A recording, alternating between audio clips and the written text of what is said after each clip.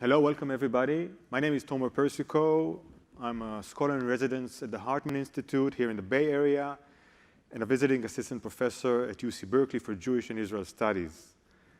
And I welcome you all to our panel about peoplehood, Jewish peoplehood, myth or memory.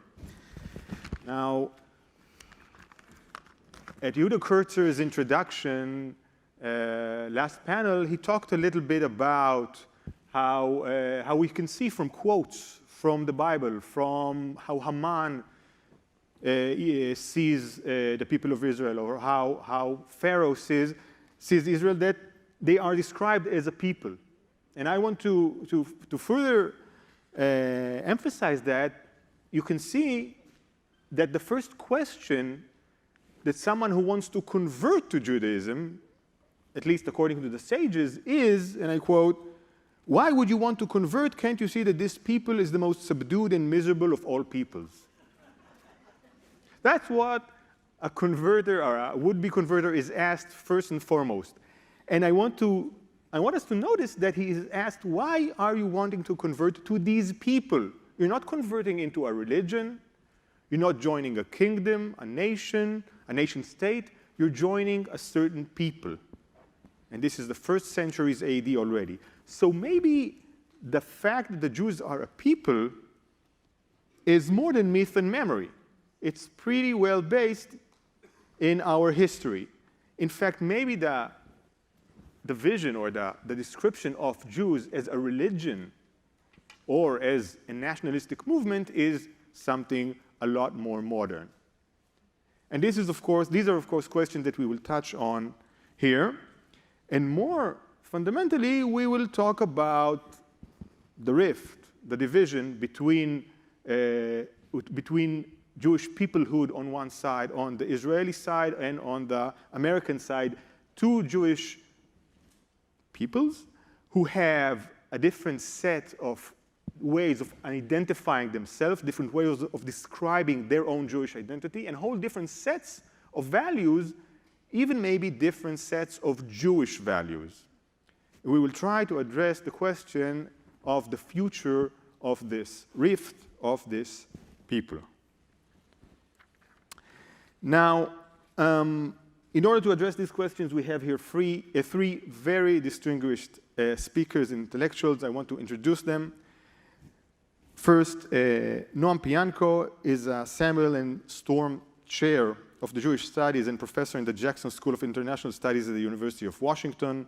Pianko's research interests include modern Jewish history, Zionism, and American Judaism. His most recent book, Peoplehood and American Innovation, won the American Jewish Historical Society's Saul Wiener Book Prize.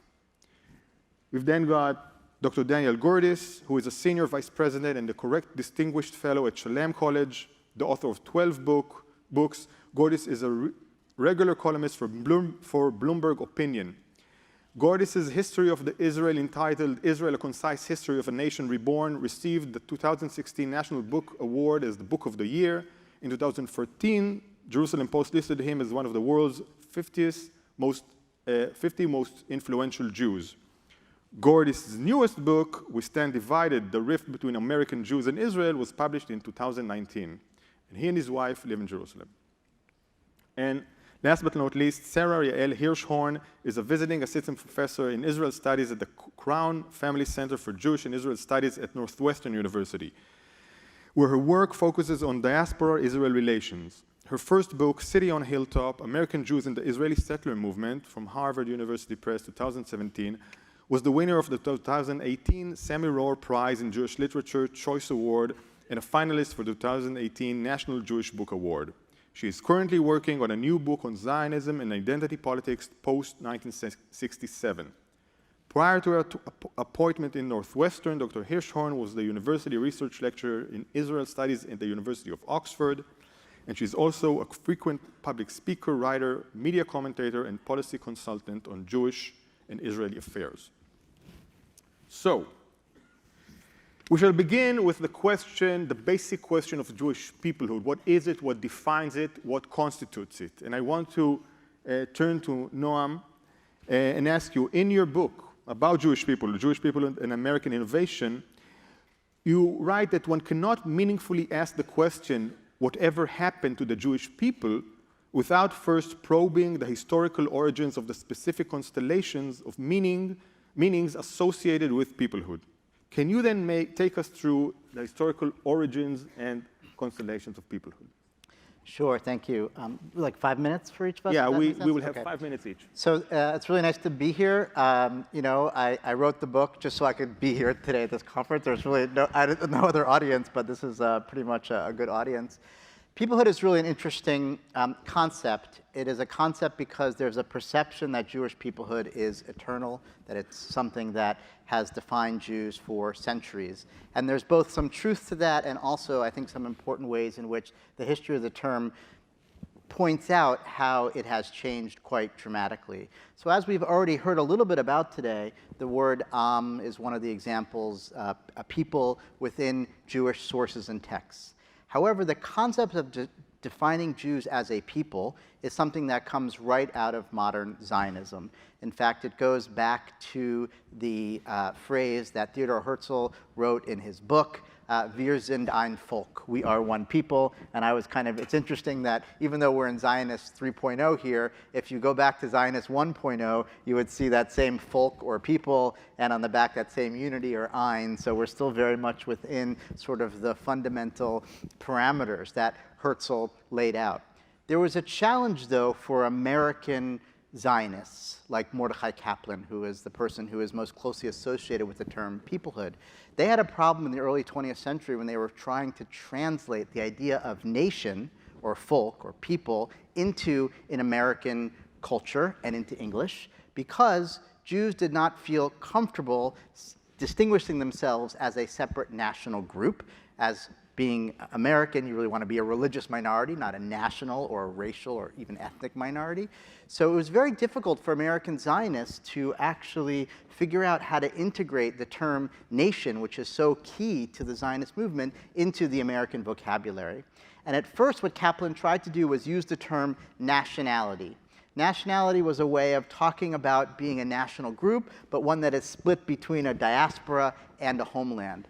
But starting in the 1930s, Kaplan bumped into a problem, which was that the term nation was now being associated with being citizen of a state. And if Jews and Zionists were talking about a nationality, it would be very difficult for diaspora Jews to be part of that nation. So what Kaplan kind of decided, actually, he was giving a talk about nationality, and somebody there are records of a meeting where somebody in the audience said, we can't use nationhood, we have to use peoplehood instead, because we don't want anybody to think that to be part of this people, you have to be a citizen of the state. So Kaplan adopted the term peoplehood, and that's where that term comes from. So it's quite a recent word and quite a recent concept, and it solved a real dilemma for American Jews, which is, how can we be both a religion in our American hats, because we want all the benefits of being a minority religious community in the United States, and also advocate for the fact that we have a national connection to a homeland. And so peoplehood kind of was able to bridge these two dissonant concepts in the American vocabulary. The other thing that Kaplan wanted peoplehood to do was, Kaplan did not see Zionism as being about fundamentally creating a state. Kaplan understood Zionism as a movement for national cultural revival.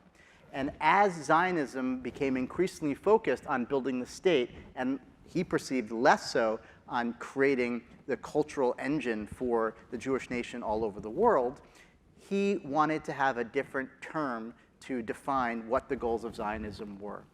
What's interesting happened, I think, over time is that even though Kaplan very much saw peoplehood as a critique of statist Zionism, of Zionism that was fundamentally about creating a state, and peoplehood was his alternative to that.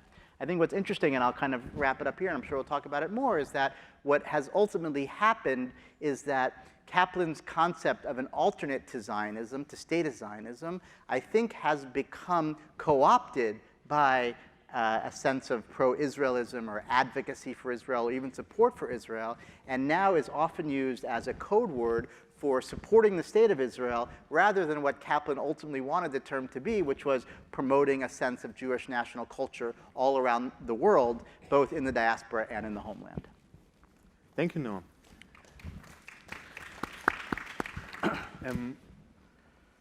So Kaplan really made up this concept of peoplehood in order to solve some sort of social problem that American Jews had been going through. I still would like to understand what the role of peoplehood was in a broader sense, in a historical sense. Daniel, maybe can you address this?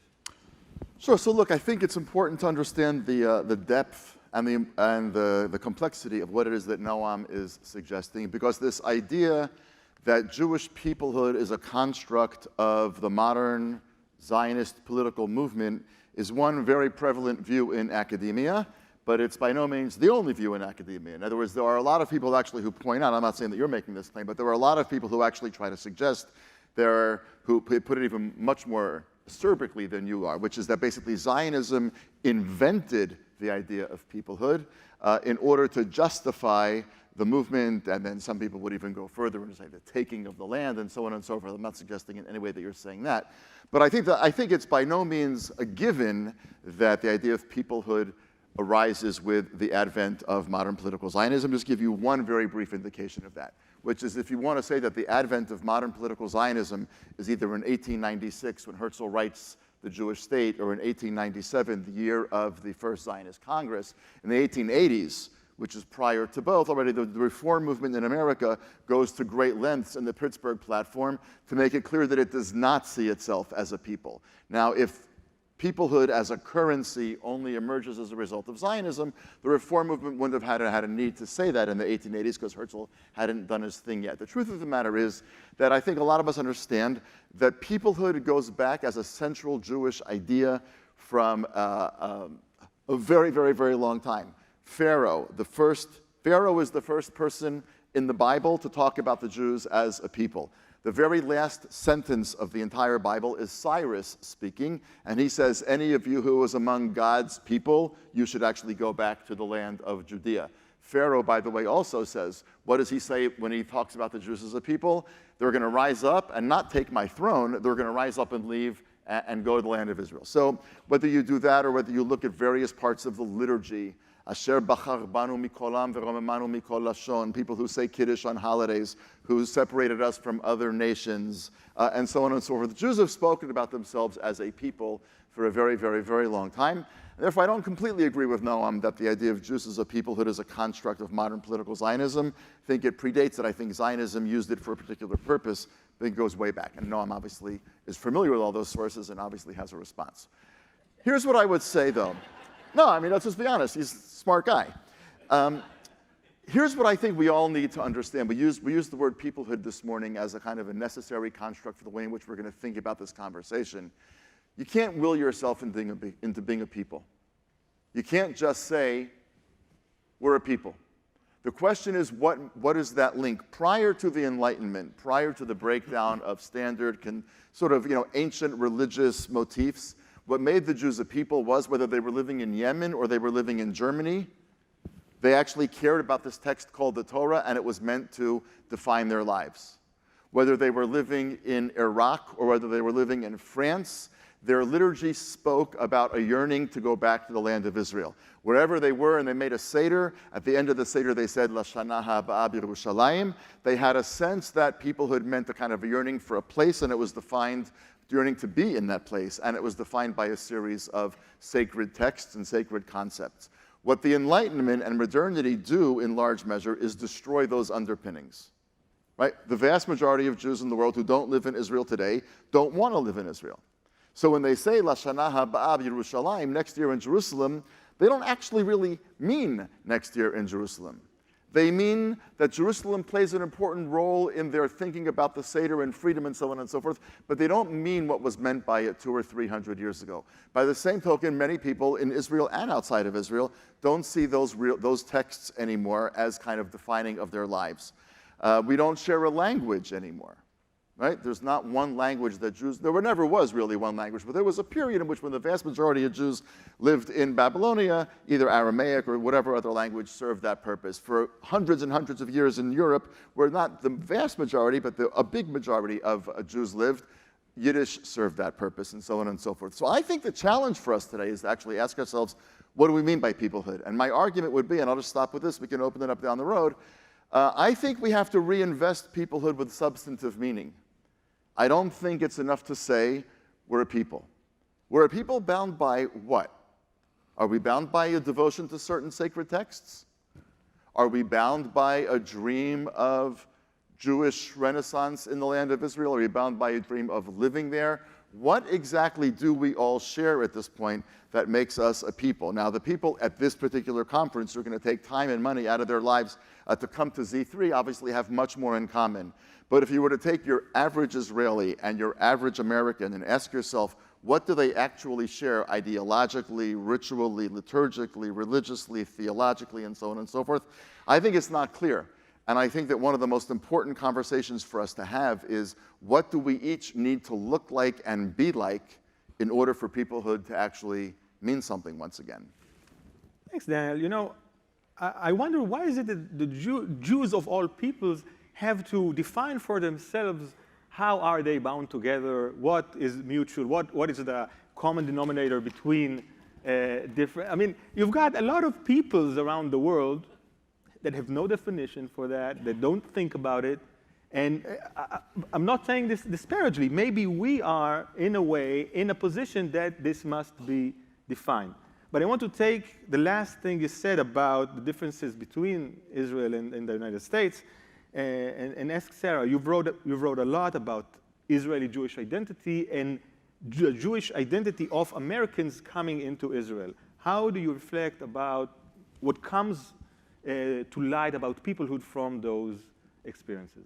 Well, I think I want to, someone on a panel has to have chutzpah, and I think that is going to have to be me today. And I take a bit of an issue with the way the conference has been framed as one people, two centers, and three opinions, having recently returned from the UK and spending much of my time traveling in other diaspora Jewish communities who also consider themselves centers of Jewish life. Those in Cincinnati and those in Cape Town equally think of themselves as the center of the Jewish universe and want to be part of this discussion. So the idea that the conversation has been framed only as between the United States and Israel, I think in and of itself presents a problem that we should think about further.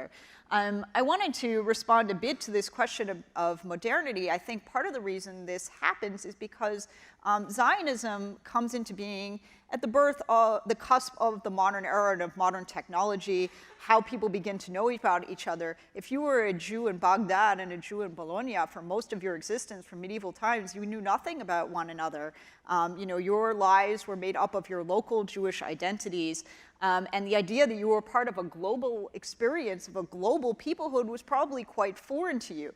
Some of the first places, unfortunately, the Jews of different kinds began to meet each other was due to persecution.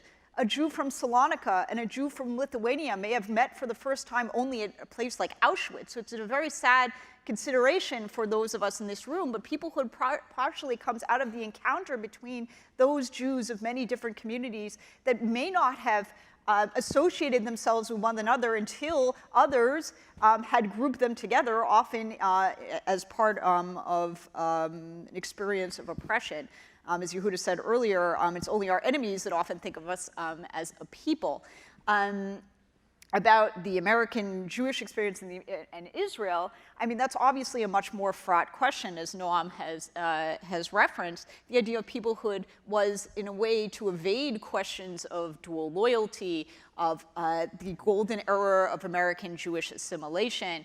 We can remember the Ben-Gurion-Blaustein platform of the 1950s, when the American Jewish community was, and especially the organized American Jewish community, was quite concerned about what its relationship might be to Israel, even after the existence of the state. This wasn't only the Pittsburgh platform, but even into the 1950s, American Jews were very cautious about their relationship with Israel. I think 1967, which is a moment that I've written about extensively, is really the turning point for American Jews in solidifying their connection with Israel. The question for us is, what has happened since 1967?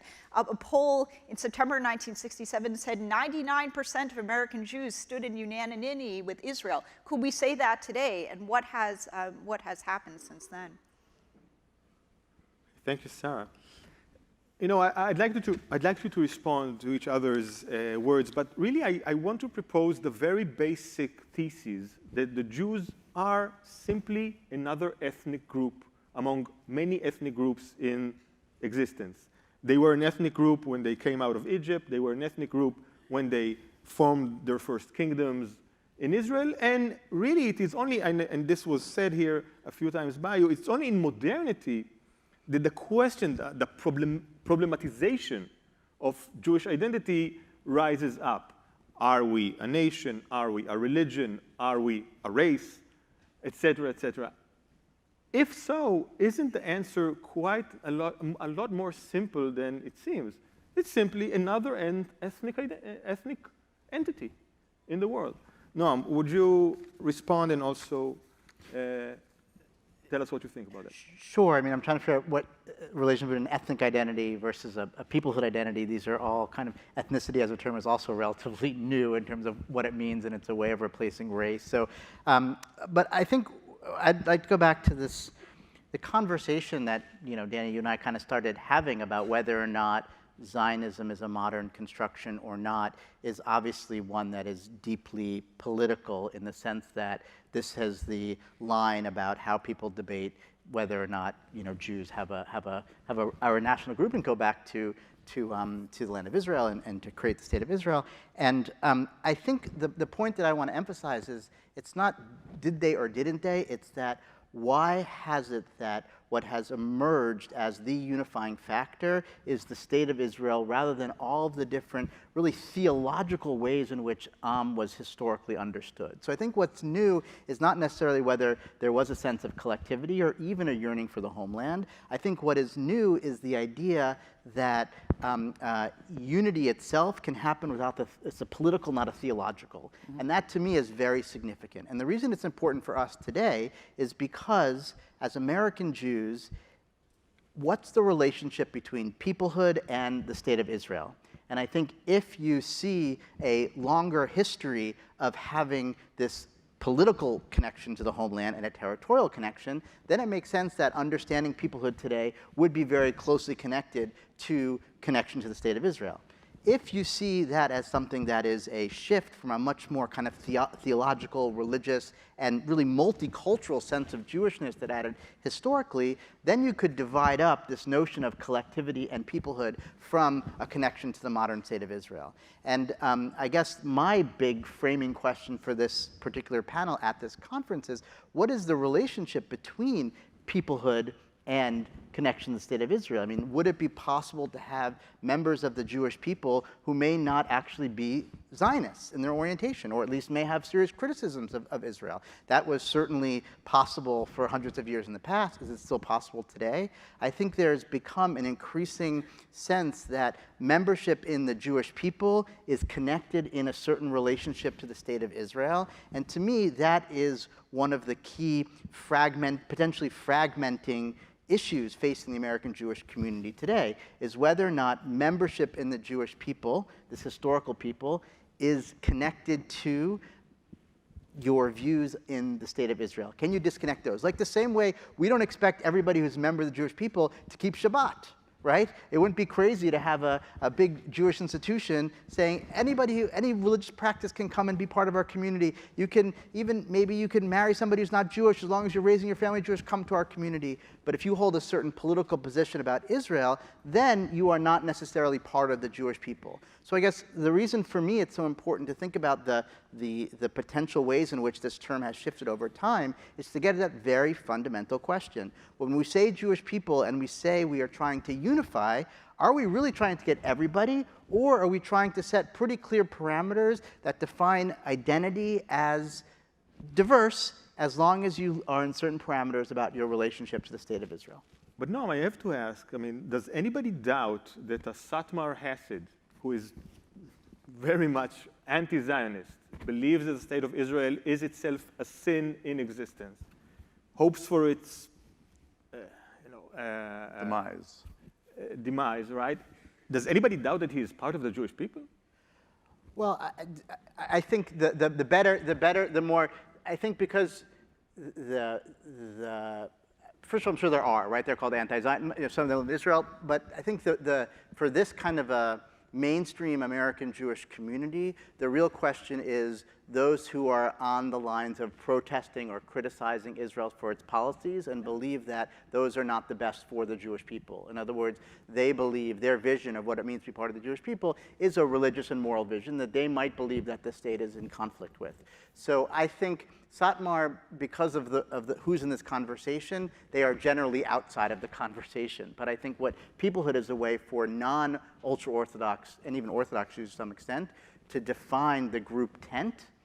Peoplehood is used, and it often correlates to positions on Israel in terms of where the boundaries of that tent are. And I just think it's worth acknowledging that and pointing that out.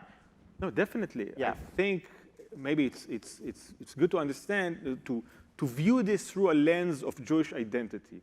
And then there are a few components that can make up your Jewish identity. One of them is halakha. One of them is observance of the law. One of them is the love of Israel, patriotism, nationalism, etc. You have to have a certain kind. You have to hold one of them, and then you are considered in Right, but the peoplehood privileges the secular, national, ethnic connection. Okay. And I think American Jews have, in a sense, used that term peoplehood, and who's included in that has a lot more to do with that one criteria than all the other possible criteria that you could use to define who's part of this collective. And I guess my question is that the way we want to use the term? Do we mean that? Or should we disconnect peoplehood from connection to the state of Israel, or make that equal to all the other possible ways that you could be part of the Jewish people? So the term has come to mean a certain attitude towards the state of Israel. I believe it's also, you'll hear, even this morning we heard somebody said, Jewish peoplehood and, Jewish peoplehood / the state of Israel, Jewish people in Israel. Like the terms are often actually interchangeable, I think. Look, I think that's right, but we're just wrapping up a period of 7 months living in Boston for reasons that don't matter. No, but I learned a lot. I mean, it's really very different to spend, the first half of your life or whatever in America, then move to Israel and come back very, very often, as opposed to just really plunking yourself down in a city and living back inside American Jewish life. I had a fascinating experience just a couple of weeks ago. I was invited to be a fly on the wall among a group of Jewish professionals who meet regularly in New York.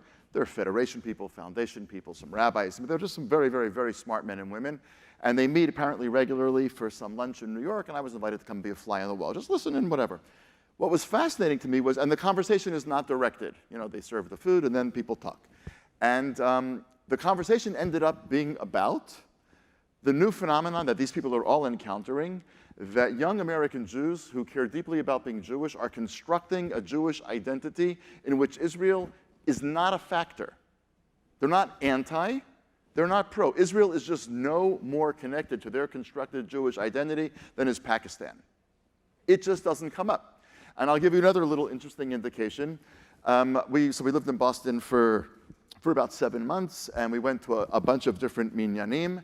One of them was an Orthodox minyan, one of them was an egalitarian minyan, sort of covering all my theological bases, just, who knows what she really thinks. So in any event, right, in the 6 or 7 months that we were in Boston, hardly ever missing a Shabbat of going to shul, not in one Dvar Torah of any sort in 7 months did I hear the word Israel mentioned. Not one. Not at the Orthodox minyan at Harvard Hillel, not at the Cambridge minyan, nothing. And I take that as an indication of proving what you're saying to be correct. In other words, and we're proving what these people are saying also. Partly, I think it's motivated by the fact that Israel is not a unifying factor anymore. Israel's become a very divisive factor. So one of the ways of keeping your minyan together is to actually not talk about the thing that is the most divisive and explosive and toxic. I'm sure you're all aware of lots of studies that show that the one topic that rabbis will not talk about from the pulpit is Israel. Right, and imagine where we've gotten to, right? If a rabbi gets up on a Shabbat morning and she says, I've been thinking about this a lot, and I don't think anything happened at Sinai. Okay, right?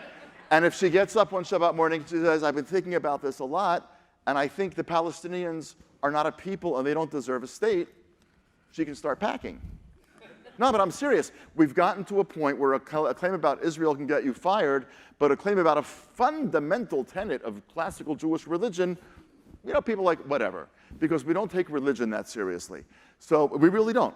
We really, as a Jewish people here, don't take religion that seriously. This is part of the reason, by the way, we don't understand the Middle East, because there are people there for whom religion is entirely non-negotiable. So if you believe that a certain part of the world is a Muslim part of the world, you're not going to compromise them. That is not territorially compromisable. We look at it as let's make a deal. They look at it as a fundamental religious tenet, which is part of the reason that there's a complete disconnect. So what I would say is I think that we're in a very, very interesting place. And I would personally say I don't think my Zionist credentials are actually that much in question. So I will therefore allow myself to say that I think of people who don't care at all about the Jewish state as being totally part of the Jewish religion, part of the Jewish people. 100%. I think, Satmar Hasidim are the best example, and I hear, I think if you're going to dress like that, we're just going to call you Jewish. You know what I mean? It's just, if you're going to put up with that, but I'll give you a much more serious example. An organization in America called If Not Now, which is made up of lots of young, smart men and women who are post-college, late 20s, early 30s, who specifically state on their website that they do not take a position on Jewish statehood. They're not against, they're not in for. They're the ones that say, it's just not a tenet of who we are. Do I disagree with them? I disagree with them completely. Do I think they're part of the Jewish people? 1,000%. So I think that what we have to figure out, though, is at the end of the day, what makes them part of the Jewish people? And what I would say is what makes them part of the Jewish people is they actually cite Jewish sources when they make their arguments. They make their arguments about political positions that I don't particularly share, that I think put my country in a certain degree of danger, which is why we disagree profoundly. But I actually do respect the deep, profound Jewish wellspring from which their political activism comes. But the question becomes, what about those people for whom that activism isn't part of their life? In other words, they're not theologically involved, they're not Zionist involved, they're not textually aware that mass of Jews, especially in the United States, who are not at this conference, what in any kind of meaningful way makes them part of the Jewish people? I think that they don't have an answer to that question themselves, by the way, and that's why when we sort of scratch our heads and say, why are 70% of people who are not Orthodox marrying non-Jews? The question is, why are 30% marrying Jews? No, I'm really 1,000% serious about that. Because the vast majority of people that they're meeting are not Jews. And I think that part of what we're running up against in America is where these really shifting sands of the definition of Jewish peoplehood. For people like us in this room, that's disconcerting and it's hard to wrap our arms around. But I would simply say I think that we're witness to a profound shifting seas of what makes up peoplehood. And it's not clear to me that for the vast majority of American Jews, there's anything that one can point to about them that would then tie them to that people. Can I say something? Yes, please. About, this generation of If Not Now leaders are some of my students, or like Noam's, or at least some of his, and we're very close to the ground in relating to them. There certainly is a segment who have embraced diasporism as an identity, one that generally excludes Israel, either by omission or by commission, in terms of of their relationship. But I also wonder how many of them are actually choosing this identity for themselves, or whether the progressive community more largely is enforcing some of these boundaries upon them. And it's a very different kind of decision about peoplehood to choose that for yourself, or to be asked to say, check your Zionism at the door of the progressive camp in order to be a member there. So I think we need to be very careful about who is really imposing some of these boundaries upon us, and what is defining peoplehood. Is it us or is it them? And that's a very large distinction. I would answer to your question about, are we just another ethno-national identity like any other? I think the difference between us and everyone else is that we call ourselves the chosen people, right? And we can't really evade that signifier. And that I think is what sets us apart. Though, as Yehuda said in the opening plenary, we're always in tension between whether we want to be a people apart or a people just like everyone else. The last thing I would say about the kind of emptiness of peoplehood as a signifier, and I think even for some sort of as kind of a virtue signifier, is that the reason our peoplehood as American Jews is so empty is, I think, because we don't see ourselves in peoplehood with anybody except Israeli Jews. We don't think of ourselves in peoplehood with Mexican Jews or Canadian Jews or Australian Jews or French Jews. Our entire focus of our energy is on Israel.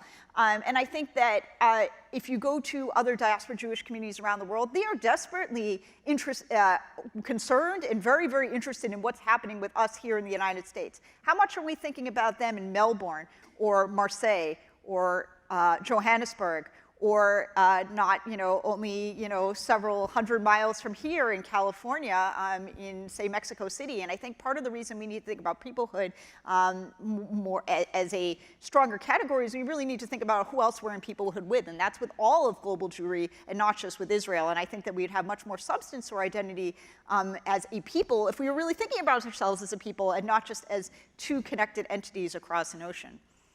Thank you. I want to go back to what Daniel has said about congregations who the rabbi can say pretty much anything about the Sinai revelation, but cannot say almost anything about Israel. And you said it's because we don't really care about religion. And I would like to make this a bit more complicated. It's not because these congregations just don't care, come for the lax, the bagel and lax, and then go home, or for the mingling. They care deeply, and they care deeply about certain values that the insertion of Israel into the daily talk will trigger, right? They care deeply about liberal values, and not only that, many of them have taken liberal values and made them into their sort of Jewish identity. That's the central, these are the central tenets, these are the central backbone of their Jewish identity. And if this is so, the more these people are in touch with their Jewish identity, the more they care about their Jewish identity, the further away they will be from Israel as it is now. Not very liberal, let's say challenged democratically, etc. This may be a central reason for the widening gulf between young people here or anyone here who will define their Judaism in liberal terms.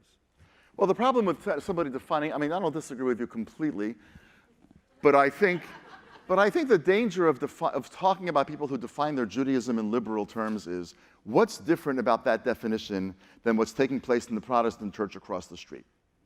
How are those values really different? And since I think they're not, I would argue that it's basically fundamentally defining themselves as progressives or as liberals or as something else. It's more or less a political definition, which they're attaching the word Jewish to. Completely they're right. But I think for something to be authentically, meaningfully, leave that authentically, for something to be meaningfully Jewish, I think we have to be able to say something about how it is countercultural to the larger culture in which we live. That has nothing to do with Israel necessarily. But I think to whatever extent we're talking about, all of the various values that come together in this whole intersectionality thing that Yitz Greenberg was talking about before, I just personally struggle to see how the Protestant church on one side of the street and the liberal shul on the other side of the street, both of which stand for really important and wonderful things, how the differences between them are really substantive. There's something a little bit, ironic of that from some bit, from the Zionist perspective of trying to be like every other national group, So but I don't think we're trying to be. I don't think the Zionists. I mean, I think the Am Kuchol Ha'amim kind of thing, that we were trying to be like every other national group. I just don't think that that's true. In other words, we wanted to be like other national groups in certain kinds of ways. But I think Israelis take a tremendous sense of pride in what is distinct and unique about Israel. Right. I think we also have to ask what's really Jewish about Jewish power, which is maybe right, the real essence of the question here. Right. What's Jewish about having a state like everybody else's? In other words, I guess you could argue, well, if you're in the state, there's going to be less intermarriage, or however you want to articulate it. It's not a state like everybody else's, but okay. But so I guess for me, the issue is less, is it going to be a problem to be similar to liberal Protestants? It's more about the existential risk facing American Jews now, in my mind, has a lot to do with ensuring minority democratic rights for our community in this country, that they are deeply under threat. And so I don't look at intersectionality as a way of keeping out Jews. I'm not here to defend intersectionality, but I am here to defend the importance of progressive ideals for many American Jews. And I think one of the greatest challenges of peoplehood is that it places a connection, either explicit or implicit, to the state of Israel above other priorities that Jews might have. And I think that it's that's causing the rift, because peoplehood is used, for example, in the nation-state bill, right? This is the nation-state of the Jewish people. The idea that we're one people is used to define how Israel treats its various citizens, and possibly how it treats their citizens differently. In other words, if it's the nation-state of Jewish people, it's not the nation-state of all of its citizens. If you're an American Jew, it is deeply important, far more important than whether I'm similar to the Protestants or not similar to the Protestants. I want to make sure that this country continues to define itself as a state that is committed to all of its citizens and not to one ethno-religious group. And so I think what Peoplehood has, in some ways, it might actually undermine and point out the tensions that are rising between these two communities because we are fundamentally moving in different directions vis-a-vis the role that the state has with majority and minority populations. So at its core, Peoplehood could actually be undermining the relationship because it is so focused on unity that it is not willing to recognize that the points of fracture are really important points. They're that we have fundamentally different priorities, political priorities, given that we live in different places. And I think that Peoplehood gives a privilege to those who are willing to put their priority to the nation state of the Jewish people over their priority as minority citizens in the United States who are deeply committed to progressive liberal ideals in this country. So you see that as a problem of peoplehood. Excuse me?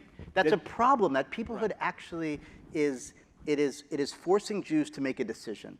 It's forcing Jews to decide who are they with first, rather than recognizing that you have multiple connections and that you don't have to put one over the other, and that the only litmus test for what it means to have Jewish values is not necessarily supporting the, I'm not saying they're not reconcilable, but we've got to acknowledge that there is an increasingly large tension between American progressive values, especially in the Trump era, and the way that Israel is perceived and how it is moving increasingly in a non-democratic direction. And American Jews are increasingly fighting for a more democratic direction in this country. How's Israel moving? No, I think it also, it also really asks the question of, is there an optimistic future for Jews living as a minority anywhere, which I guess is embedded in your description of the clash between American Jews and Israel, or whether really, I think, at least for Zionists, the consideration is that is not a future, whether it's in the United States or in France or anywhere else, it's really the only place. We've actually, in what Z3 is sort of saying is that we're at a time we have to acknowledge that both communities are okay. I actually think that's not the situation. We've reopened that question of Z1, which is which community is going to survive, and it's increasingly looking like an either or, because global politics are going in mutually exclusive directions, and there are increasing arguments to say, look, if populism and nationalism is becoming the direction of the world, you better go to your nation state, because that's the only one that's going to protect you, right? And that's why many white nationalists are very supportive of Zionism. That's their worldview. On the other hand, if you're believe that preserving liberal values and minority values as American Jews,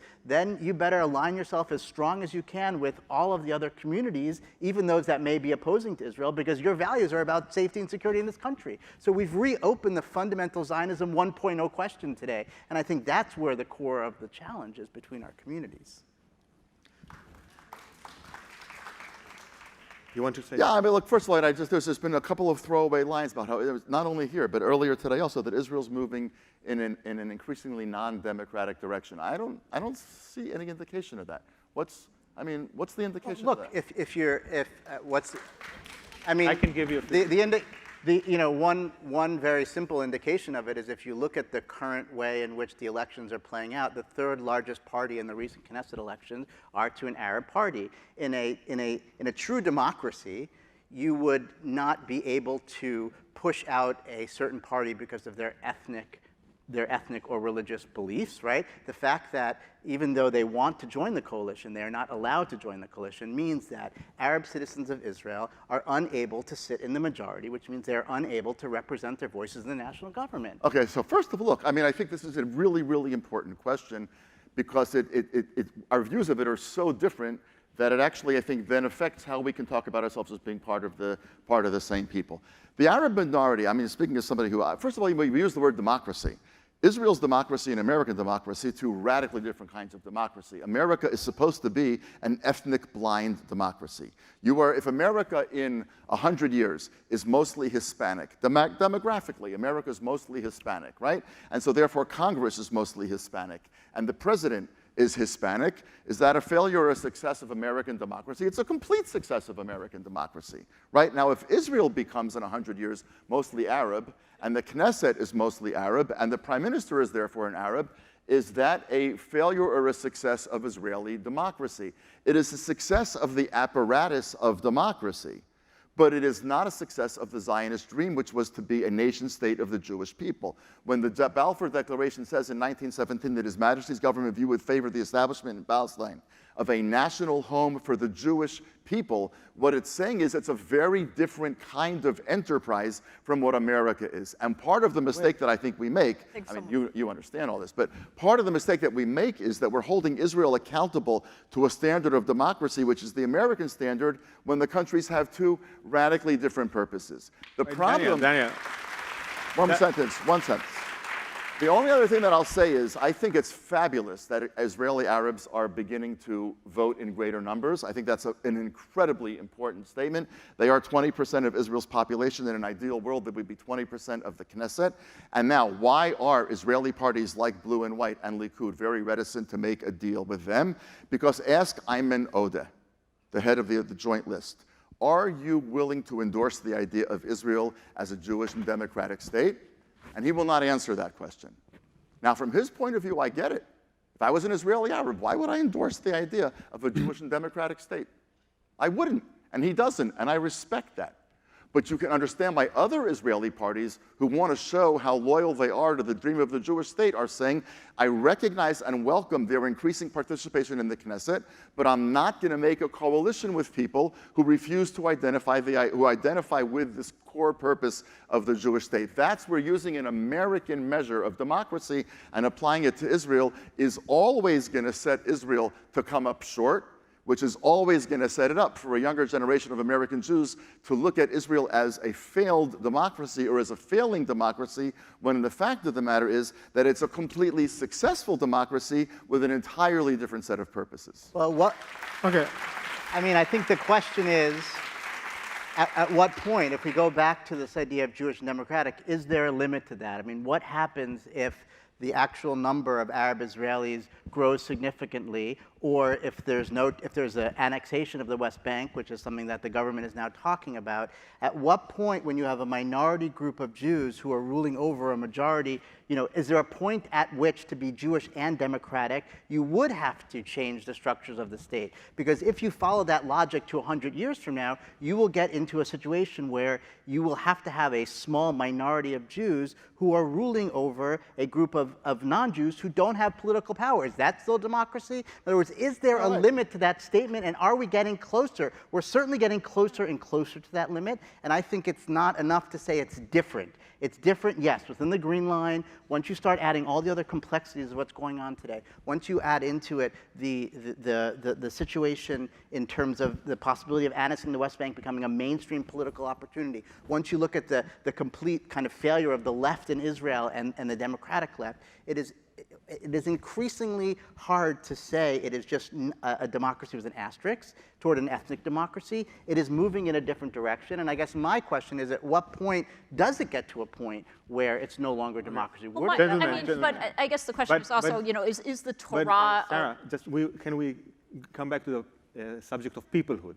Can I connected. just finish? Yes, I'm it's sure. connected. Yes, Okay. okay. My question about peoplehood, is the Torah of American Judaism tikkun olam, or is the Torah and democracy and liberal values, or is it something else? And that's, I think, also the question that we're getting to here, because the substance of Zionism, and certainly the substance, I think, of Judaism, is not only tikkun olam. That's only one portion of the larger Torah. The Torah of Jewish peoplehood, if I can, be so bold. So I think we're putting the emphasis on this question of Jewish and democratic, and I think American Jews will have to ask themselves: is the essence of Judaism to be, a proud progressive, or is it something else? And these two values are coming into conflict. And certainly, if you're living in an American Jewish context where textual knowledge is not necessarily part of the Jewish experience anymore, Holocaust memory is not necessarily part of our experience anymore, then these questions become even more enlivened, because what is there really to hold on to? And I think Danny would probably have a lot more to say about that. No, I just think you've just actually echoed what I said at the beginning, that I think we're actually making as a kind of an assumption today that obviously we're one people, and therefore we have to figure out how to bring these two parts together. And I think that we should take a big step back and ask ourselves, are we really in fact one people? And if we are one people, what actually defines our one peopleness? What's the substance of peoplehood? And I think that's really the operative question. And I would suggest that when we think about it, we have to acknowledge that it's much less obvious that we still share something sufficiently thick and meaningful to call ourselves a people, then we often want to acknowledge. Then what is the future of peoplehood? What do you think will come out of this conception, if at all? I mean, maybe we should just give it up. Well, I don't think we should just give it up. And I'll tell you, look, I think first of all, I say the following not in any attempt to be humorous whatsoever.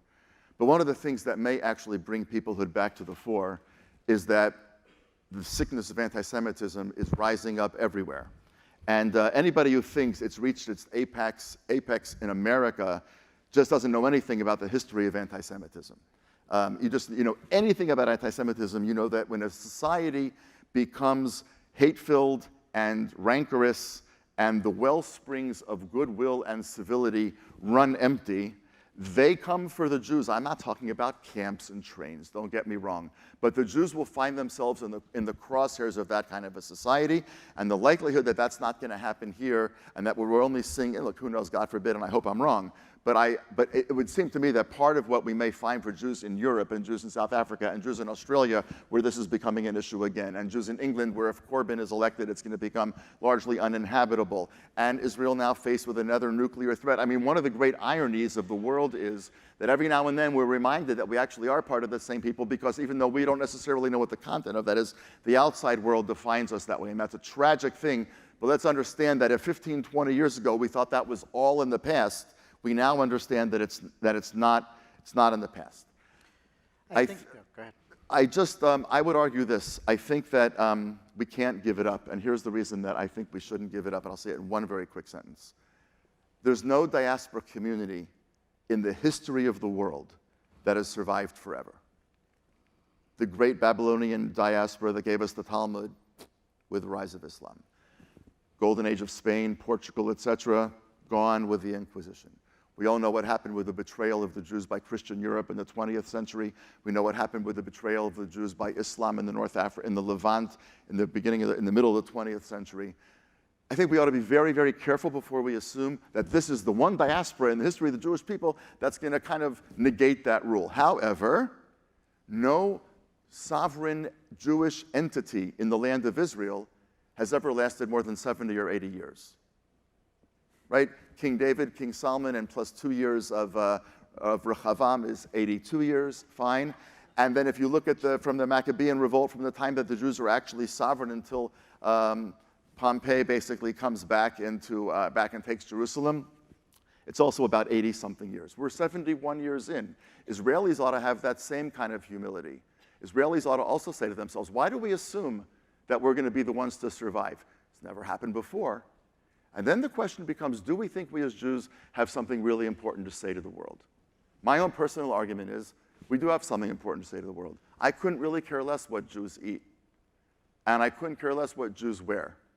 And I couldn't care less who gets tattooed and who gets pierced and who davens 3 times a day and who doesn't daven 3 times a day. I frankly couldn't even care less who's a Zionist and who's not a Zionist. We're just going to disagree about that. I'm deeply, passionately committed to the Jewish state, where I think something unprecedentedly wonderful is happening to the Jewish people, but not everybody agrees with that, and that's totally fine. But the one thing that I think is non-negotiable is a belief that we have something important to say to the world.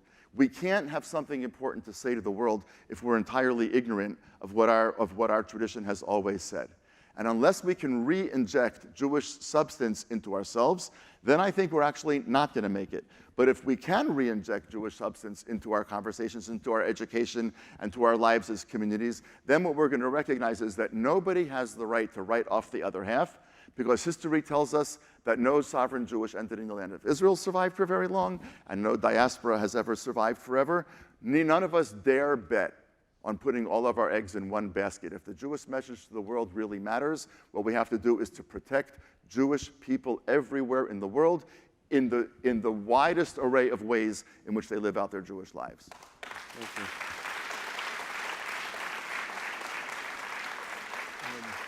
One of the you talk in your book about moving from essence to action, from being to doing, about peoplehood. Is that the future of peoplehood? So just to go back to this anti-Semitism way of the external seeing us, I think one of the additional challenges that has come up, and certainly the last several months, is that we can't agree on what anti-Semitism is. And in that way, anti-Semitism is actually becoming increasingly a fragmenting part of our collective identity. I think that's true in the academy. I think in the regular streets, gonna say people everybody understand else. exactly. Everybody else except in our universe. I don't think that's. I mean, maybe I'm totally cut off from the world, but I'm also part of the general community, and I think that the definition of it is very difficult to see the expanding definition of the relationship between anti-Israel and anti-Semitism and anti-Zionism.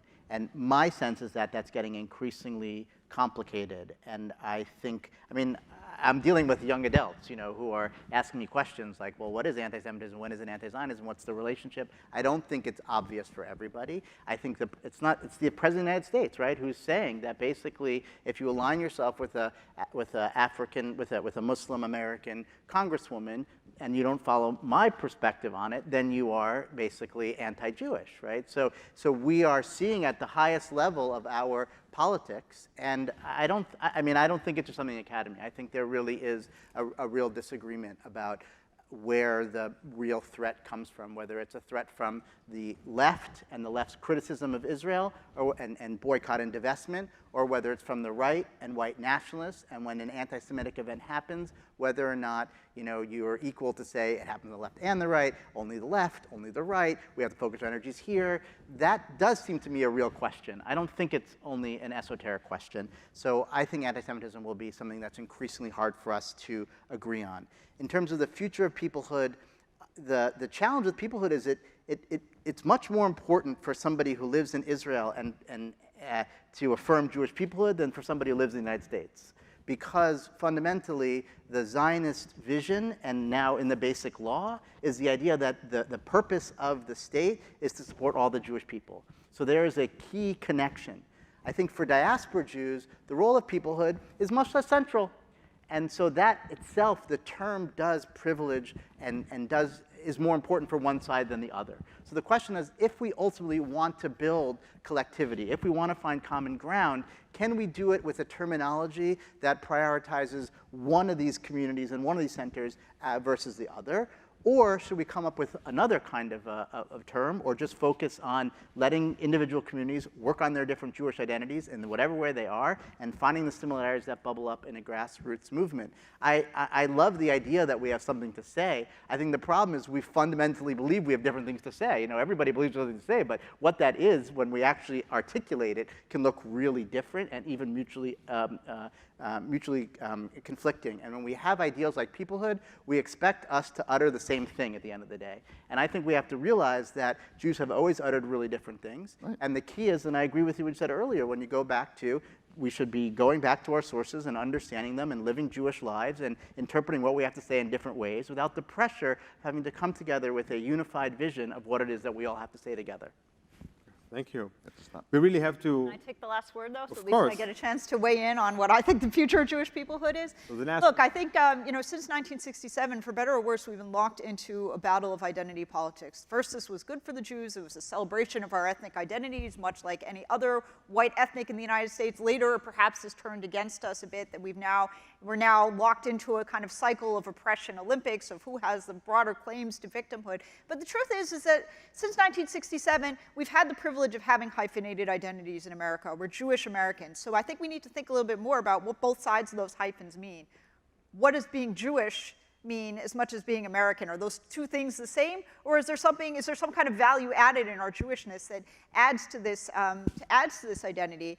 And how will we see that kind of Jewishness that we think of ourselves in this hyphenated sense in the same way as we see ourselves in consort with, say, Jewish South Africans, and how are they thinking about this? We live in a time where peoplehood is a contested concept, but we also live in one of the most optimistic moments of Jewish history. We now have Jewish power, something we haven't had in 2,000 years. We have to think about what Jewish power means. Does Jewish power also come with Jewish responsibility? I certainly hope so, and I hope that other Jews, not only in Israel, but also in other Jewish diasporas, are thinking about how to define that for themselves. But we live in a moment of great diversity, of great innovation, I think of great hopefulness. So I hope that we will take that opportunity to look at both sides of the hyphen and really think about what it means for us to be Jewish Americans in dialogue with the rest of the Jewish people in Israel and in everywhere else. Thank you. Thank you, Sara Hirschhorn.